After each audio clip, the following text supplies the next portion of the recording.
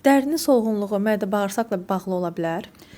Dərinin rənginin solğunluğu bizim ilk xəstəni görən kimi hiss etdiyimiz, gördüyümüz əlamətdir. Bu zaman o sual şübhələnir ki, görən qan azlığı mı var? Görəsən bədəndə bilirubin artıqlığı mı var? Niyə dərin rəngi solğundur? Təbii ki, mütləq mədə-bağırsaq xəstəliklərində bunu düşünürük. Əgər mədə-bağırsaqda bir qanaxma varsa, xora varsa, bu da qan azlığına səbəb ola bilər. Çölya xəstəliyi varsa, dəmir defisiti, qan azlığı yenə də mədə-bağırsaqla bağlı ola bilər. Həmçinin bilirubin artıqlığı qaraciyər xəstəliklərində bilirubin yüksəldiyi üçün dəri sarımtıl, solğun rəngdə görsənir. Yenə də qaraciyər xəstəlikləri, virus hepatitləri araşdırılmalıdır ki, niyə dərinin rəngi solğundur. Həmçinin solğun dəri uzun müddət xronik xəstəliklərdə görülə bilər.